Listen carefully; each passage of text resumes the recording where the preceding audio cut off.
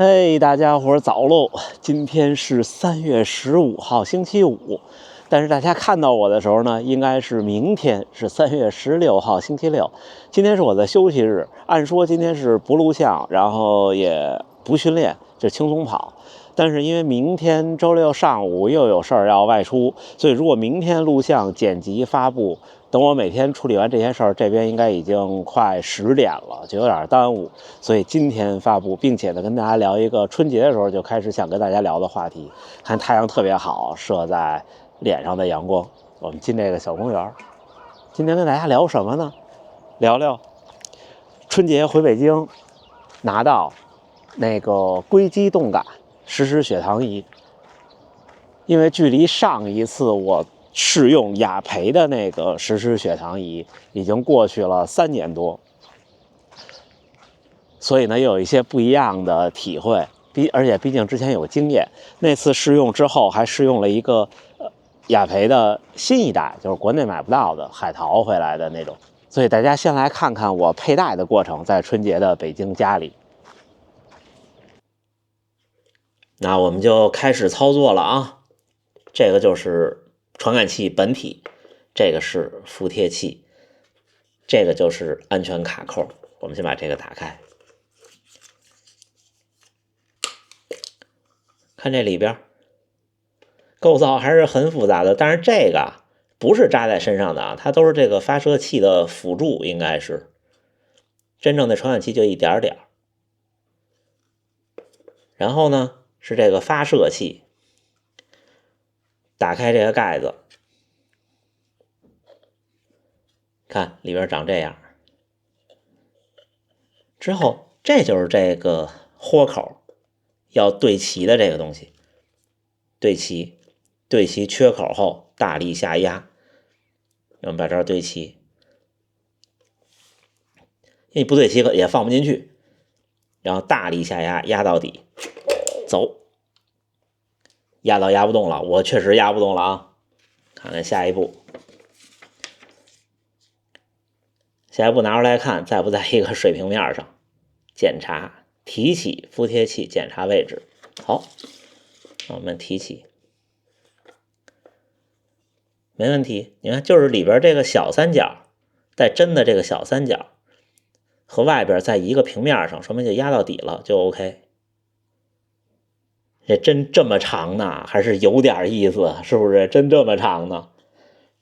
然后下一步，去掉这个安全卡扣，放到刚才那个位置，给它打上就 OK 了。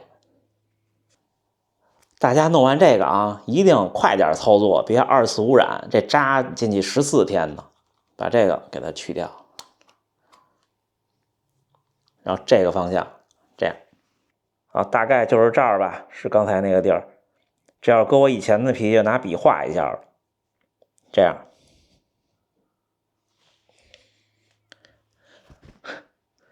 啊，他管这个叫发射按钮。我们按一下发射按钮啊，对，还得这样点，就是你胳膊不能太直，它的配图是这样的，要不然就跟贴创口贴，你贴的时候皮特崩就不好。好，这儿哈 ，OK 吗？好，那我们发射了啊，3、2、1，走你！哎，没有感觉哎，好神奇呀！看看发射进去没有？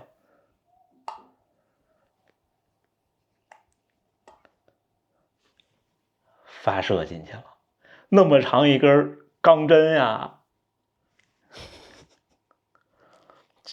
哦，之后下一步，让家属给看看贴合的怎么样。下一步就是它的软件了，这块我会启动录屏的，大家不用担心。下面我们开启软件，现在看到的还是没有连接传感器的状态。它每个传感器有一个编号，可以扫二维码，也可以手动输入。那我们就来扫一下。这个上面有一个连接码，其实它现在已经是在有蓝牙信号了，只不过这个连接码应该是要 double check 一下，确定它是它。点我连接啊，这儿还有一次佩戴说明，我们直接跳过。允许使用蓝牙，一定要允许使用蓝牙。好，这二维码差评啊，印的有点小。初始化中，请在本页保持1分钟后再至后台运行或退出。我知道了。你们看，现在就是已经连上了，然后59分钟初始化中，它这59分钟应该就是在各种的校对和测量，但是它也并没有说这59分钟你什么都不能干，我觉得吃喝动都没有问题，就正常生活就好了。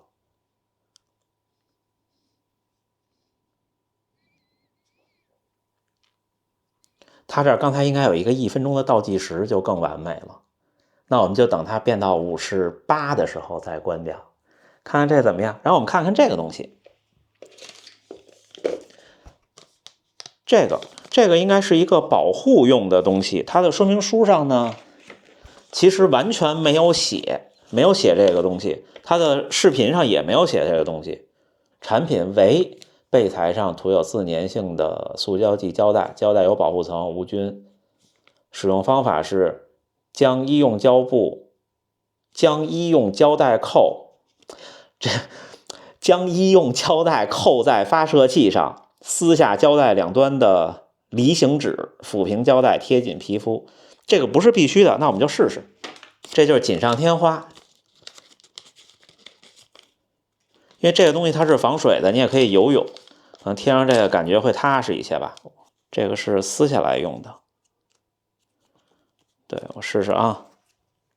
这自己撕有点费劲啊，让家属帮忙撕一下，来。好，可能有一点褶皱，但是也还好吧。就这个保护的这个没有雅培那运动员版本的好看。这样就有一层保护层，它这儿是硬质的一圈壳，是塑料的，半透明的，把它给糊住了，等于让它更稳妥一些吧。不过这东西其实并不是靠你压的劲儿越大它越结实，它就是那根针伸到你的肉里，然后它靠组织液，说白了就跟光电心率一样，它都是一个统计科学。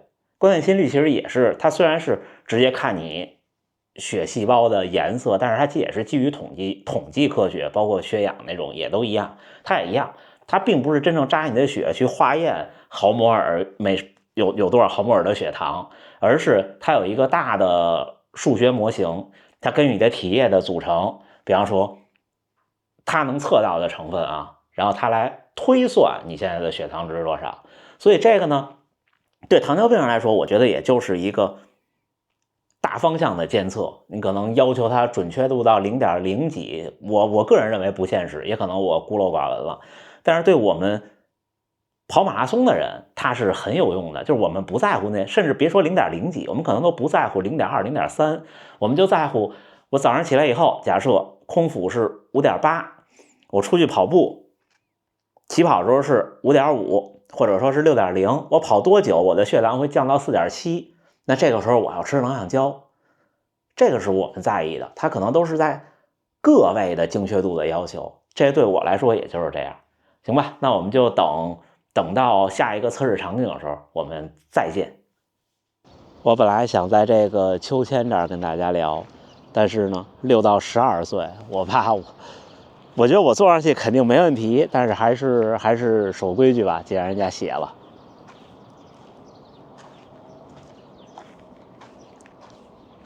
找个地儿跟大家聊聊。看完开箱跟佩戴，大家应该有概念。看着是挺可怕的，但是其实不是，它就跟医院那种留置针一样，就是它是软针，其实扎进去以后就留了一根软管进去。可以再给大家看摘下来的视频，大家就能看出那个软管了。那我们接佩戴14天之后摘下时候拍的画面。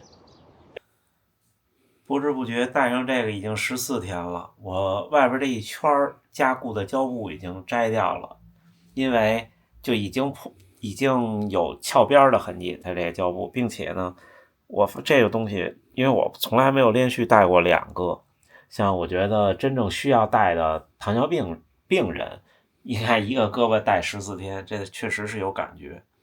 它这我看了怎么摘除，就是把周围消毒，我拿这个湿纸巾消毒，然后直接硬捏，这有点吓人啊。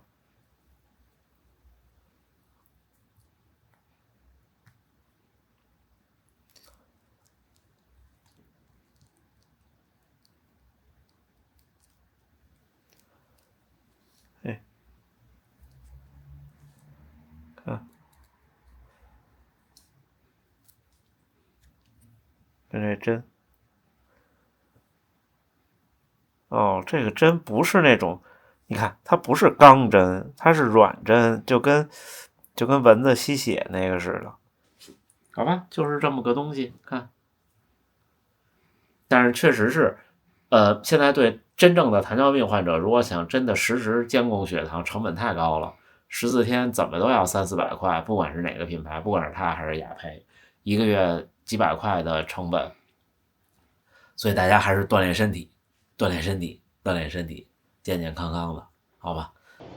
大家看完这两个，是不是觉得还是挺有意思的？今天咱们这么聊，就是站在一个您并不是糖尿病患者，也不是高风险人群，而是站在一个耐力运动爱好者，或者说相对专业的耐力运动爱好者的角度上去聊这个事儿。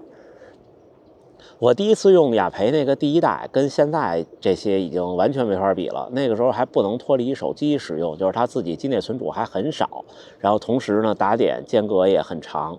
但是呢，它在耐力运动中做了什么指导呢？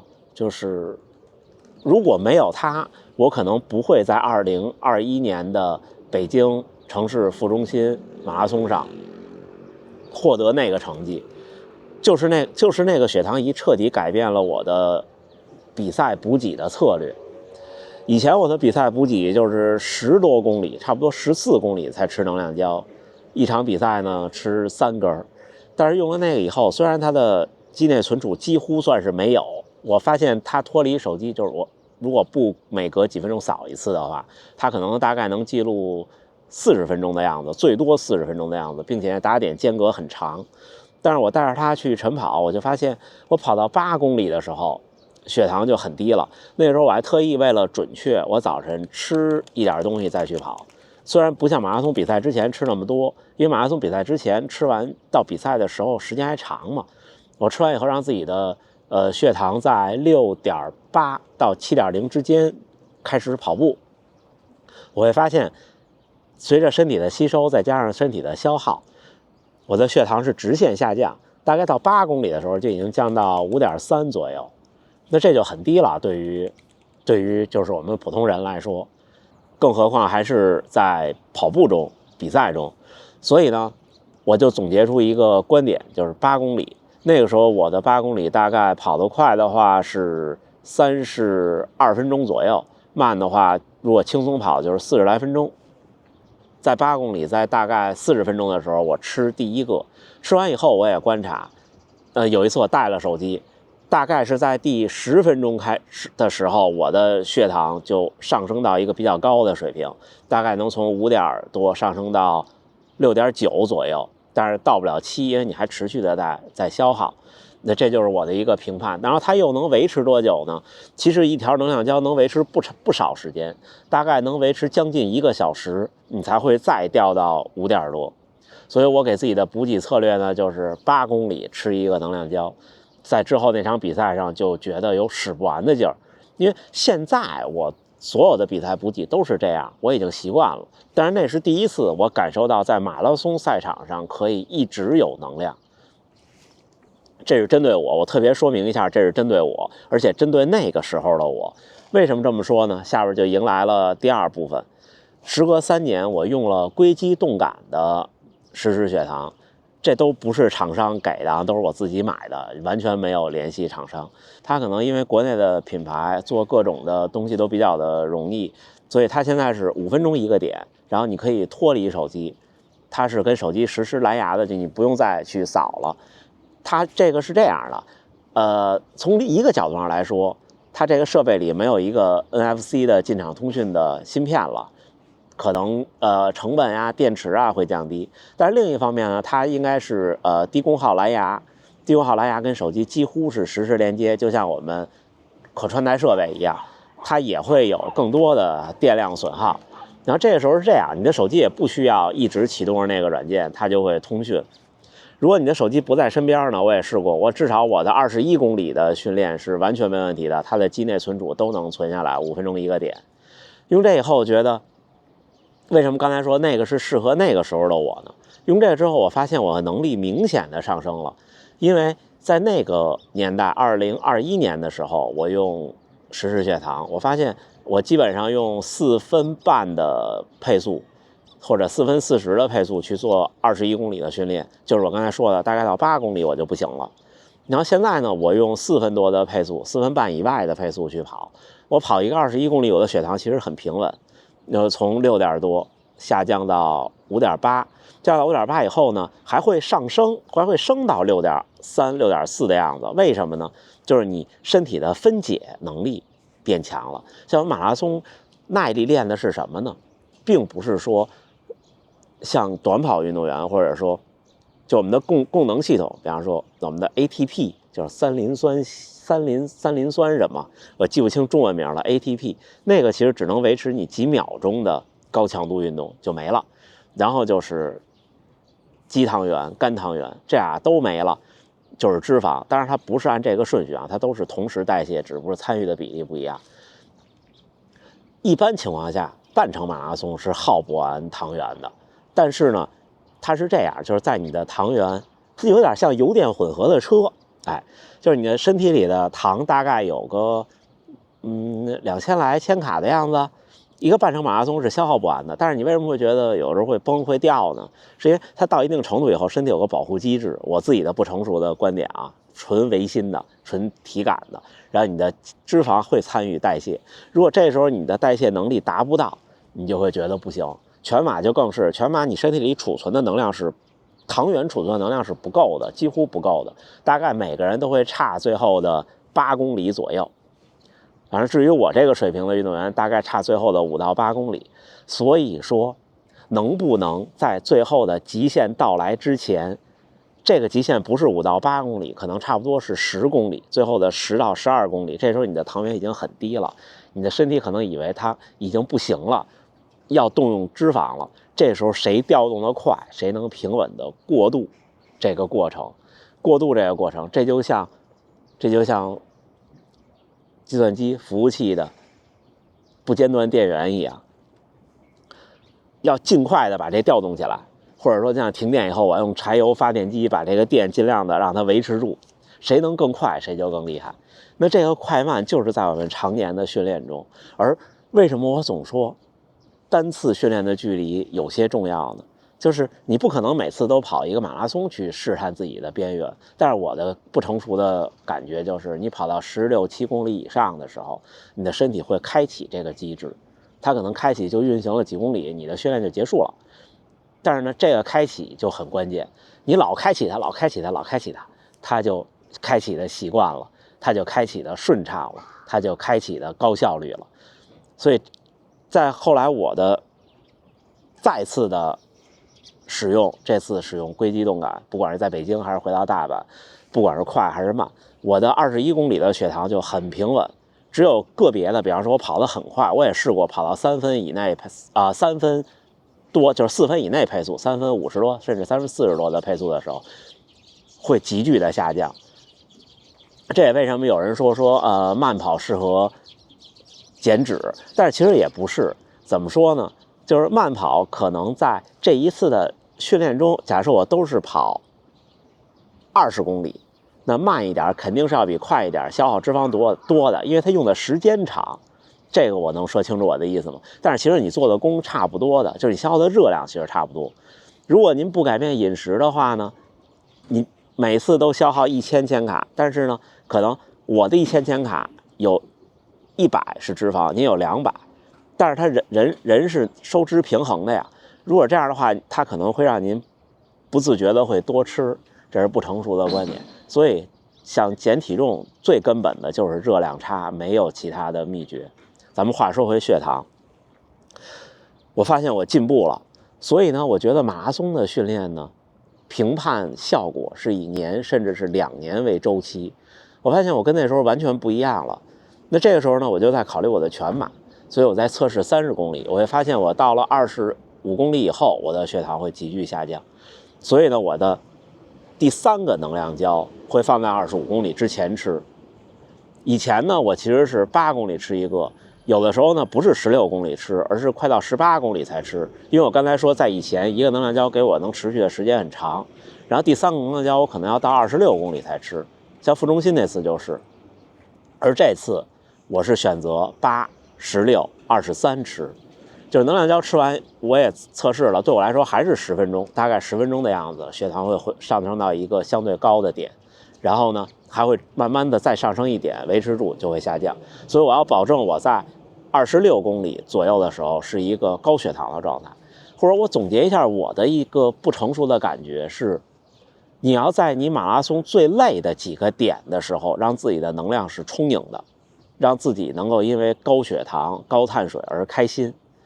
这个时候你就能顶过这个难关。因为其实每个人训练有素的人最后都能顶过那42公里，只不过有的时候你那一瞬间的心态炸了，心态一炸，基本上就会炸2、3公里，而2、3公里是追不回来的。就像这次的大阪马拉松前3公里，我第一个5公里多用了1分钟，如果没有这1分钟，有可能我能打破240，因为虽然最后差了1分58秒，但是那58秒其实是心态炸出来的。这个我应该能大概说明白我的观点。所以要在自己最难受的那几公里，怎么评价自己最难受呢？第一是靠体感，第二就是靠这个血糖。您可以这样去尝试，比方说这一个血糖仪大概是300多块，用14天，您大概有3次到4次的全力以赴测试的机会。可以先用自己的轻松跑测一次，然后呢用比比赛配速还快的阈值跑测一次，然后呢可以使用比赛配速测一次。这3次怎么来评判？就是您看您第一次的极点是什么时候？这个极点不是体感的，因为就在2021年我跑到8公里我也没什么感觉。但是你看你的血糖第一次到达底线的时候是什么时候？第一次补给放在这个之前1公里，或者在这个时候都可以，因为第一次你体感没有炸，你只是数值炸了，所以我的第一次补给没有放在6公里，虽然我是8公里炸，我还是放在8公里，这是一个经验。然后之后您看您第2次什么时候炸，就是吃完一个以后，什么时候又回到了吃第一个之前的那个样子，这时候可能大概率您的体感还没炸，所以呢第2次还是卡在这个点，或者您再提前1公里吃都 OK。然后第3次很关键，一般第3次炸就是20多公里的时候，那可能有点炸了，而且20多公里是个很微妙的距离，就是觉得还挺远，马拉松结束，但是我累了，怎么办？这时候最容易炸心态。所以第3个呢可以早2公里吃，然后第4个一般人就测试不到了，第4个差不多就是第3个吃完以后的8公里的样子就吃掉，而且大多数情况下在第4个能量胶那个时间点赛会都有补给，一般有能量胶，可能或者有香蕉段什么的，您可以再吃一个。这样的话呢，其实您的能量足够供给到38公里才炸。到38公里，一切因为心态炸的问题都已经不存在了。这时候你就可以选择我吃还是不吃了，就没有关系了。所以30多公里那个一定要安排咖啡因的能量胶，如果您没有咖啡因不耐受的话，就补给这个东西，比赛补给，一方面是经验，一方面是适合自己的身体，一方面是适合自己的心理，都很重要。而实时血糖仪是让我们更快的获得经验，更好的适合自己的身体。所以您拿到以后，14天测3次，一次轻松跑，一次阈值跑，一次马拉松比赛配速跑，然后您结合着自己去制定就好了。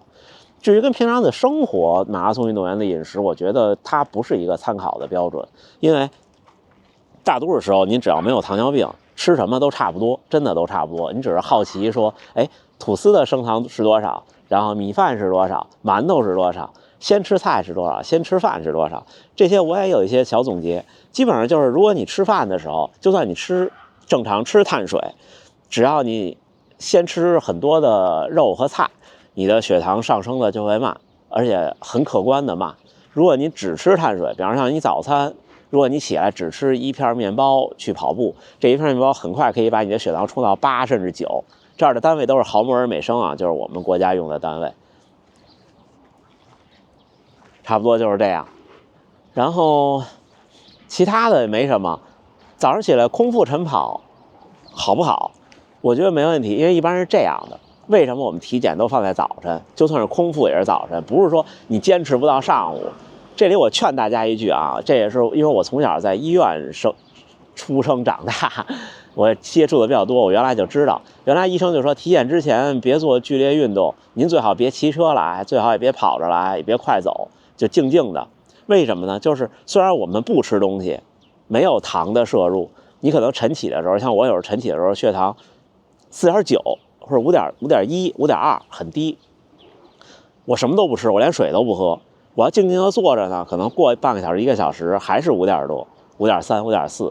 但是如果你一旦动，一跑、一跳、一骑车、一剧烈运动或者一高强度的脑力劳动，你的血糖会上升的，因为人会分解，这就是说的，它会分解你身体里不是糖的东西，把它变成糖。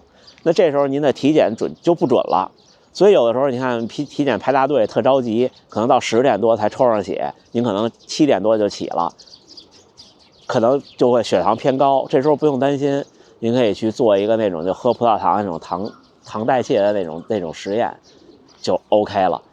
今天咱们就是说说这个实时血糖仪对耐力运动、耐力项目的训练和比赛的指导，这都是我试用的经验。我试用过3次，2款雅培的，1款硅基动感的。我特别就喜欢这种所谓的高科技的东西，也不叫高科技吧，就是新的东西，能够指导人们做一些传统的事情的东西。